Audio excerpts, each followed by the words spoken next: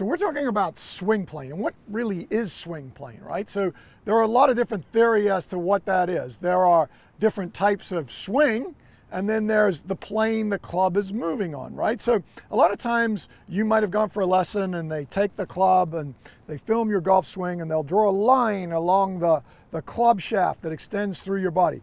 That's actually the shaft plane, the plane the club is moving on going back and moving on coming down. And then there's the swing plane, and that's really more as we get into the upper body.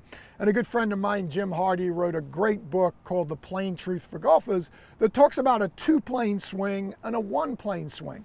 So in that book, he basically said that if you're a two-planer, your lead arm works above your shoulder turn plane, right? So my shoulders are turning on this plane, right?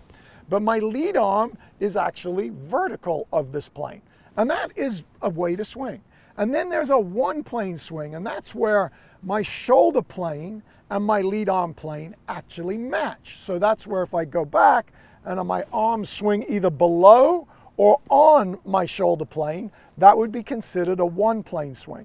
So there's two buckets. We've got this two-plane swing or this one-plane swing.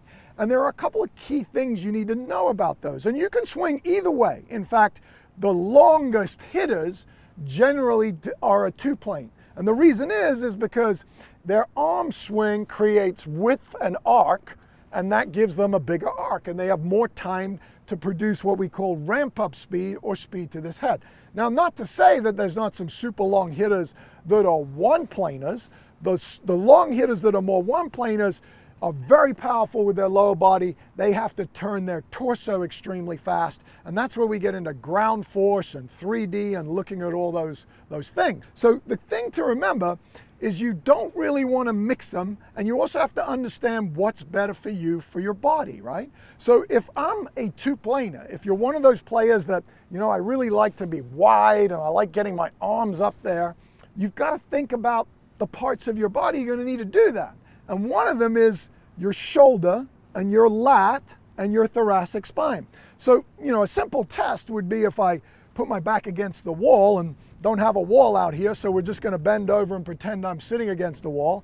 If I can raise my arms above my ears, then if I stood up and turned, I can get my arms up in the air pretty easily while I'm doing this, right? But if you're one of these that your arms are locked, then two-plane probably wouldn't be good for you, because to get your arms up in the air, you'd have to stand up.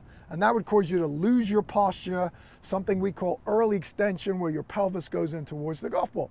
So if you have body restrictions in your upper body, your thoracic spine is tight, your lats is tight, maybe you've hurt your shoulder, then you'd probably be better in a one-plane bucket, because for you, it would be easier to just let this tilt over a little bit more and let this club go more around you, because you can do that. It's just difficult for you when you raise your arms. So those are a couple of the body swing connections around the one and the two plane. For the one plane, I really need a hip hinge. So this is very simple. I just need to push my pelvis back as if I'm going to go down and touch my toes.